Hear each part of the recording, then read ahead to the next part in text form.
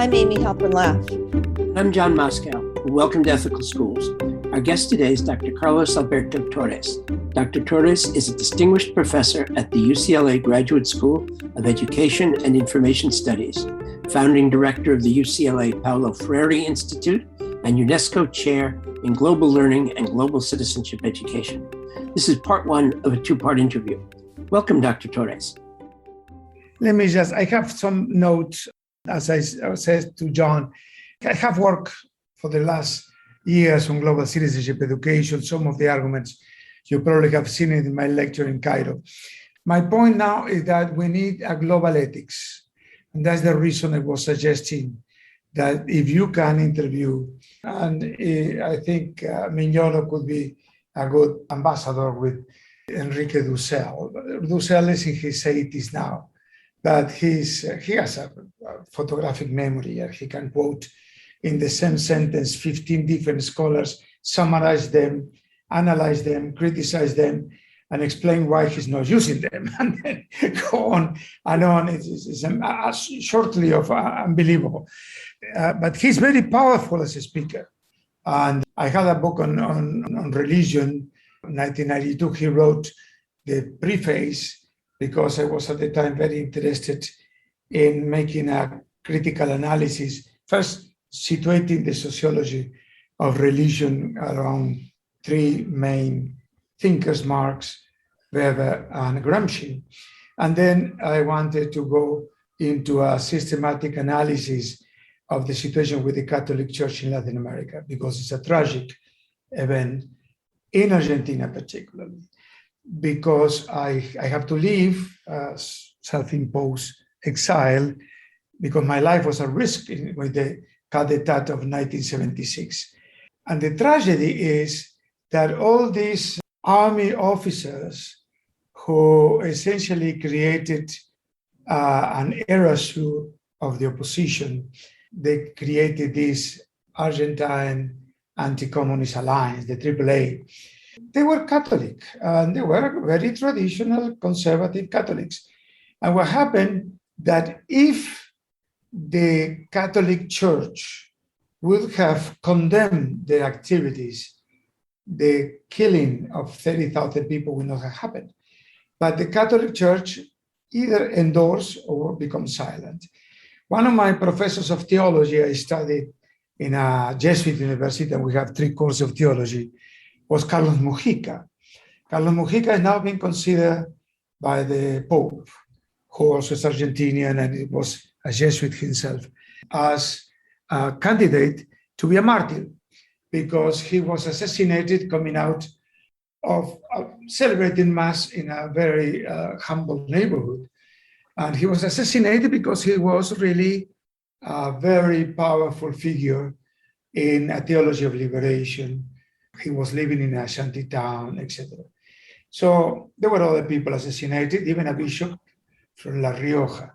So the responsibility of the authorities of the Catholic Church deserve to be inspected. And I wrote this book as an attempt to identify that. And I did in 150 pages, 500 years of the Catholic Church in Argentina. Wow. So in synthesis, I think somebody like Dussel can expand upon that kind of arguments.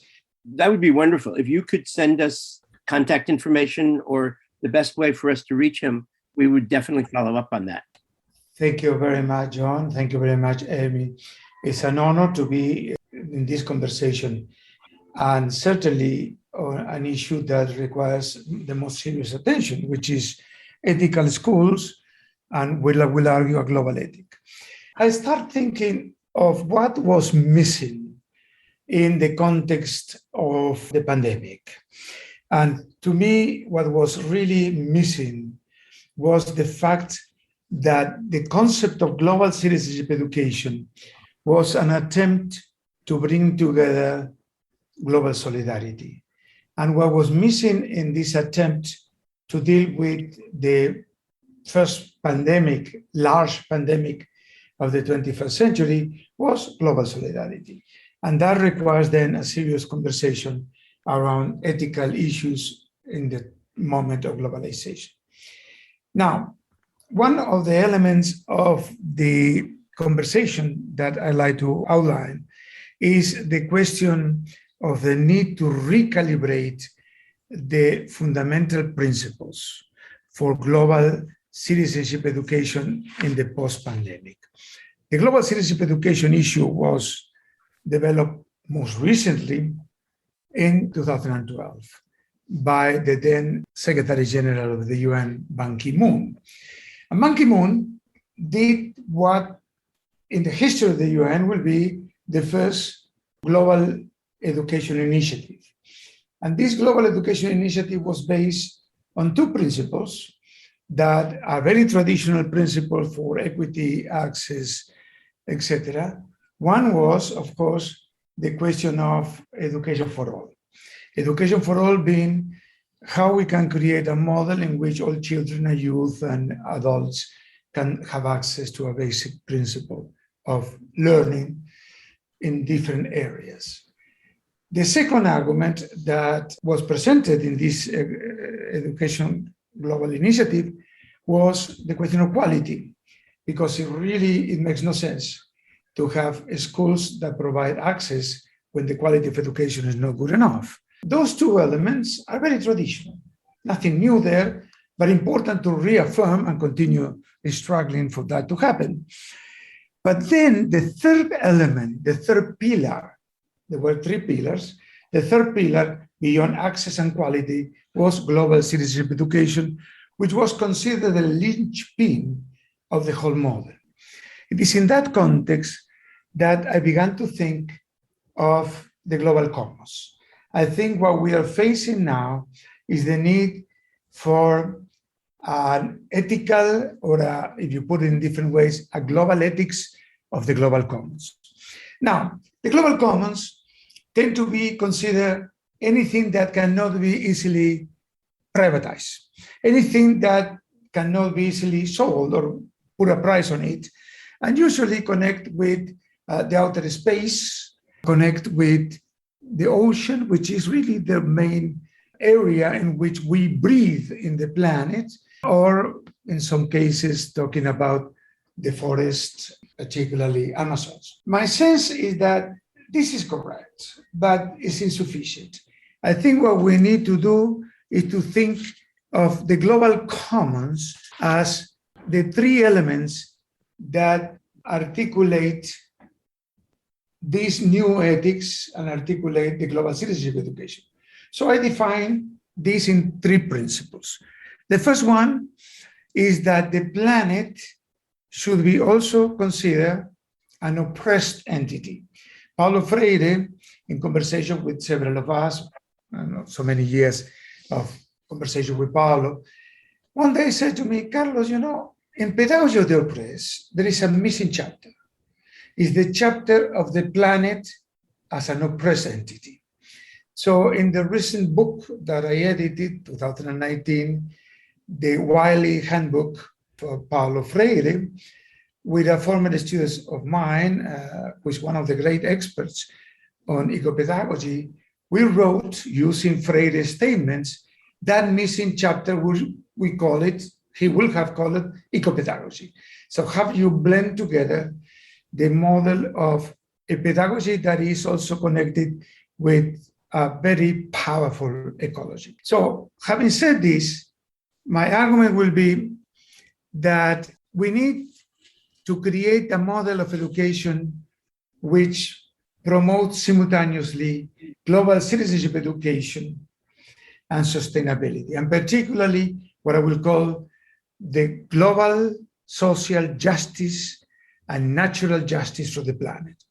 So that will be one of the premises of these global commons.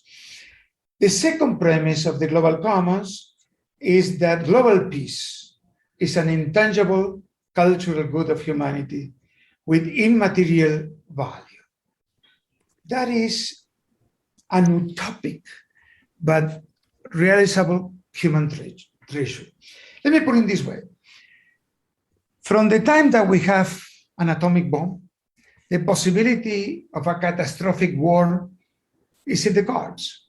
It's very much the case that if things are not organized in such a way that we can prevent another war or another world war, the possibility that in the end that world war end through an atomic confrontation, and an atomic confrontation will create what is known as a nuclear winter, and with a nuclear winter there will be no possibility for agriculture, plus the oceans will move around this level of atoms, which are very dangerous for human life and civilizations. And very few places on Earth will be safe.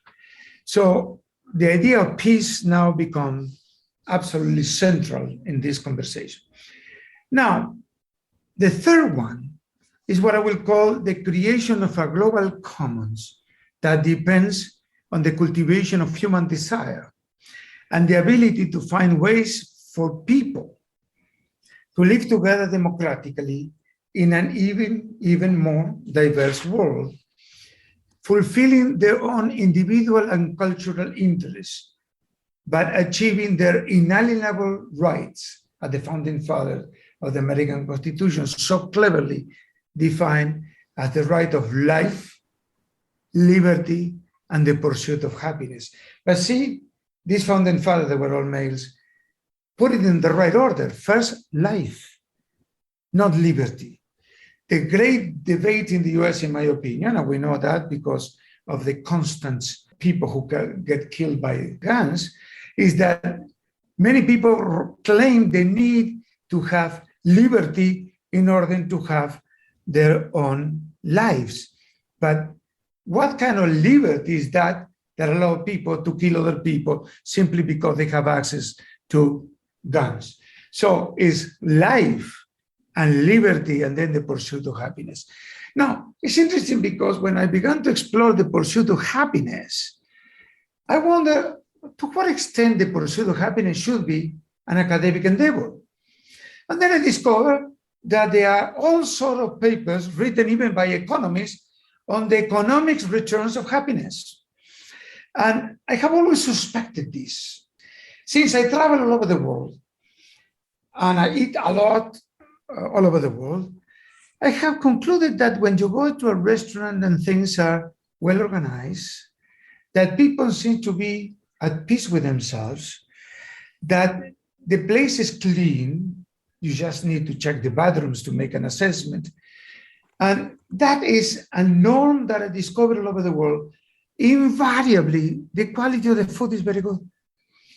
Usually they are not places which belong to change. Usually are small entrepreneurs who have this satisfaction of offering food to the spirit and to the body. So, talking with many friends throughout the years, I concluded that it is exactly that, the return of happiness, that you will have extraordinary good food and an affordable price, and with people that feel good about what they're doing, making you feel good of being there. And that is really one clear return, an economic return, if you want to, of just simple, a good meal, breaking bread with your friends. Now, we are now in a most difficult situation because democracy is under threat. And it's under threat because we have two paradoxical elements. On the one hand, over the last 15 to 20 years, there has been an enormous impetus to create more and more democracy. The US, mistakenly, have been trying to produce democratic societies by invading them and trying to use the enormous political and military power of the only reigning superpower, and certainly is still very far away from the possible number two superpower, which is China. And therefore, the 21st century will see which one of the two will eventually learn to go ahead. It's still at $24 trillion of gross domestic product. The US is far ahead of China, which is never passing more than 9, maybe 10 trillions of gross domestic product. And even in terms of actual firepower and troops, the US continues to be infinitely more well prepared to conduct not one, but eventually two different wars at the same time. So if that is the way that a superpower is, we have problems. Because in the world, what we should do really is to have an evolving logic of peace and having only the ability of applying the power of force when there are limits that cannot be controlled. Let me give you an example.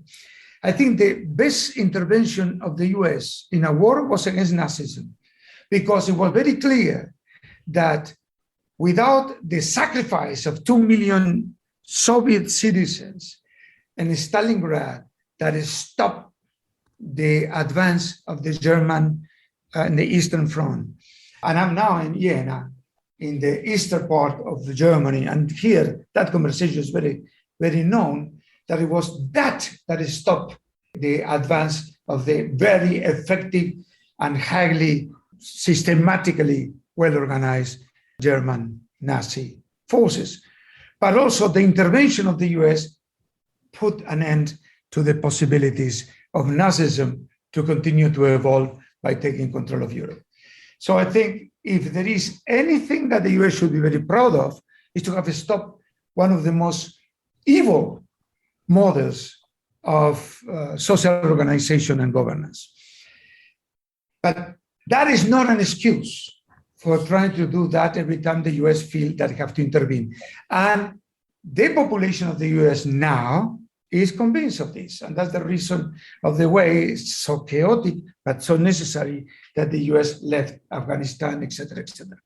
So having said this, I think peace continues to be a requisite for survival.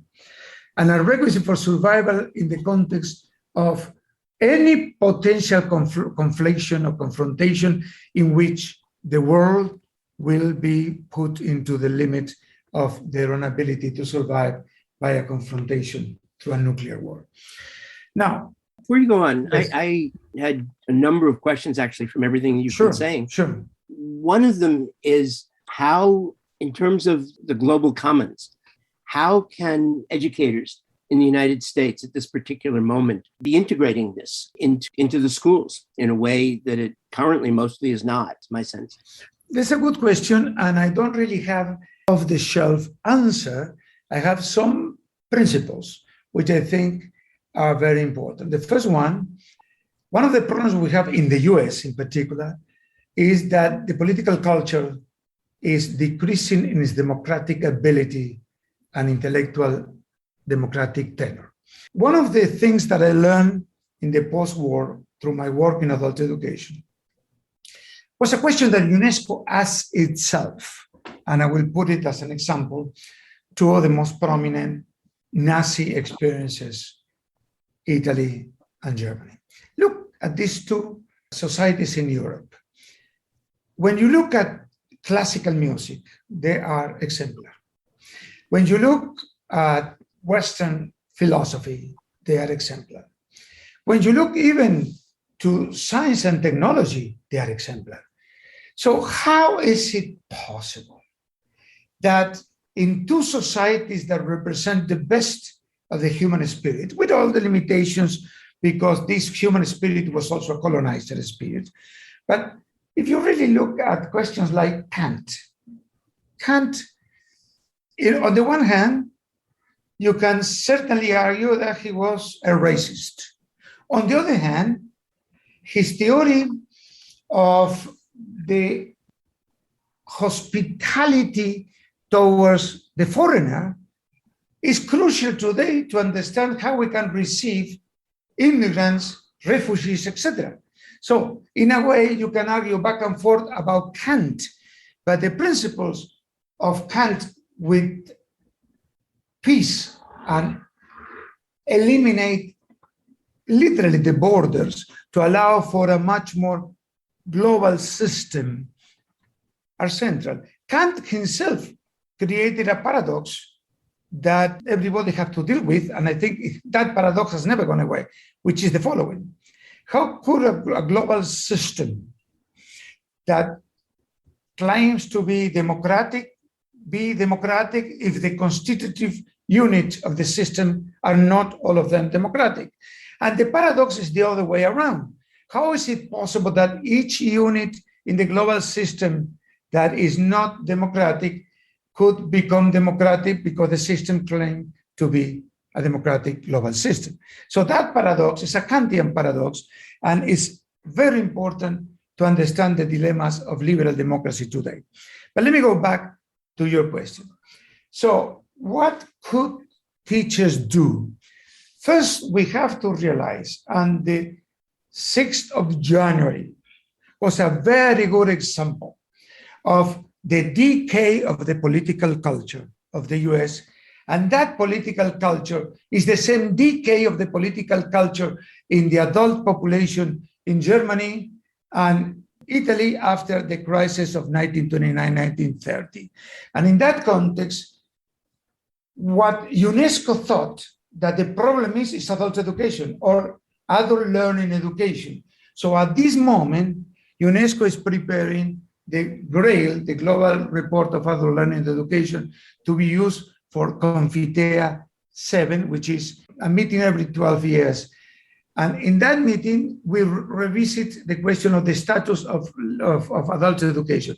So my point is, simply put, number one, if we continue having this problem of a political culture in which democracy is a casualty rather than being a hero, there is nothing we can do in the US to revert the Trumpist model that have captured the imagination of a sustainable amount of people. I will say between 20 to 25% of people is his base in the Republican Party. And the party is responsible because it has not done anything to try to control or prevent that to happen. When politics is just to obtain power, is a problem.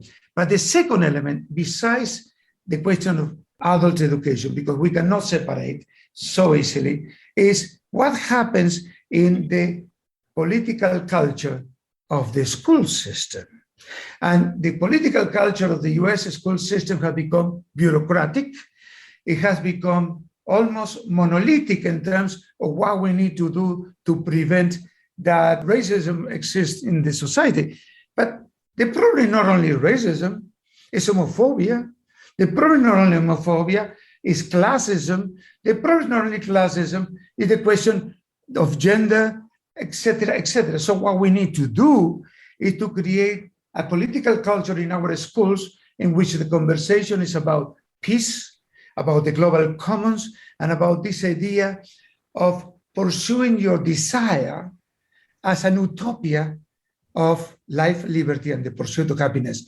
This is fundamental, the idea of constructing what in other places is called like civic culture. So civic culture at the school level, particularly in the middle school and high school, is fundamental. But now I'm working with some people about how you introduce this in elementary K-8, and how you do that from kindergarten in the transition to early school education. All of those are great challenges. I personally don't have an answer, but I think the question is important. You put a real question, and the people working in curriculum instruction should really pay attention to that question. Carlos, what does that look like at sort of the micro level within a classroom in terms of how students interact with one another and with their teachers? Well, I will answer from a Freirean perspective, which is the one that I personally endorse. First of all, if at the micro level, students don't feel respected, we have a big problem. Because respecting the students, we shall be respecting the rules, regulations, traditions, cultures that come from the households. In other terms, we shall be respecting the popular ethos and the popular culture that navigates through all these individuals. Secondly, what we need to do is to figure out that this popular culture or this popular ethos need to be in dialogue with the most advanced intellectual development of our cultures. In other terms, the dialogue between what is popular vis-a-vis the dialogues of the high-broad culture, social sciences, for instance. And people should begin to understand that this dialogue is very complicated and should begin to understand that this dialogue needs to be defended on empirical basis. In other terms, teaching at the school level have to be done also through empirical data. And by talking about empirical data, I'm confronting this idea of fake news, fake data, or alternative data as represented in Trumpism. Yet, this also speaks about another problem, which is a problem of capitalism.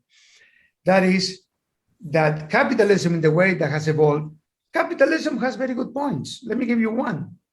The ability to create new knowledge by investing resources with the idea of getting more money, but creating new knowledge.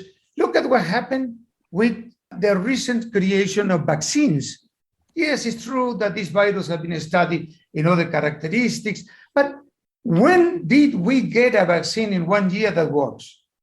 Prior to this experience of last year, the vaccine that we had before, I don't remember which one of what that was obtained in 4 years. Now we obtain a vaccine that works in 1 year. That is science at its best.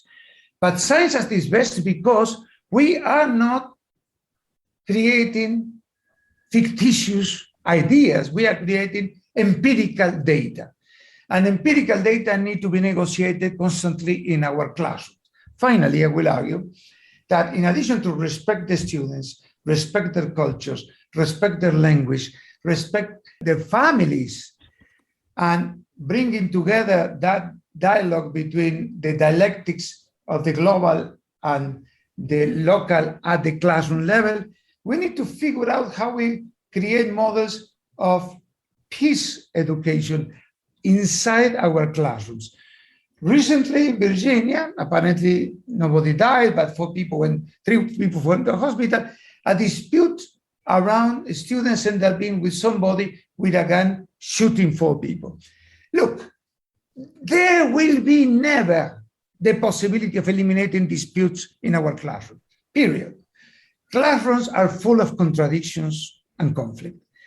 The idea of negotiating difference, the idea of negotiating contradiction and conflict is an art that should be skillfully managed by teachers, skillfully managed by the most senior students.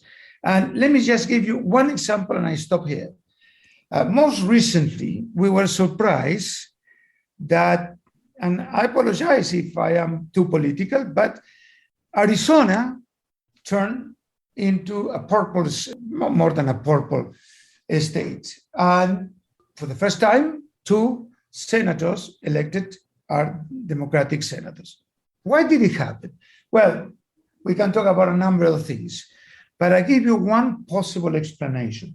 Over the last 10 years, in the school system, particularly in Phoenix, there has been a movement of, let me put it in this way, participatory action research, in which the students began to talk about how they are using their budgets. Budgets continue to be central in the school system. In your life, in my life, budgets are budgets. But when budgets are decided by authorities and bureaucrats is one thing.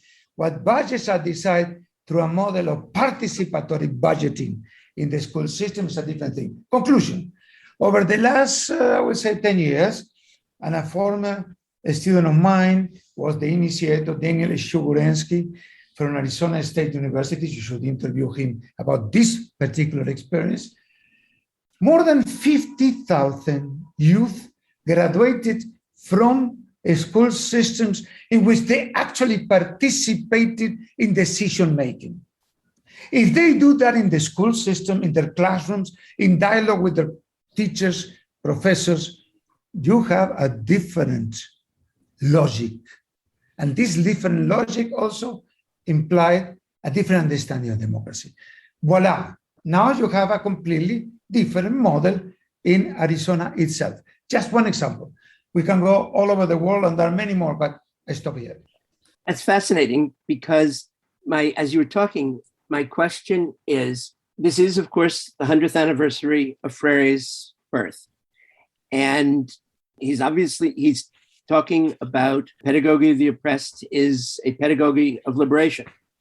And what you were just describing in terms of what people achieved in Arizona, which certainly is far from a state of liberation, is very exciting. How do you see the struggle? I mean, one of the things that we talk to a lot of the people that we interview about is, what can that struggle look like at this point, particularly in the United States, in schools? I know you've talked, for example, about the importance of public schools being sites of social justice education or popular education. And at the same time, of course, we have the contradiction that these are instruments of the state, which is clearly not interested in, as an institution, in liberation.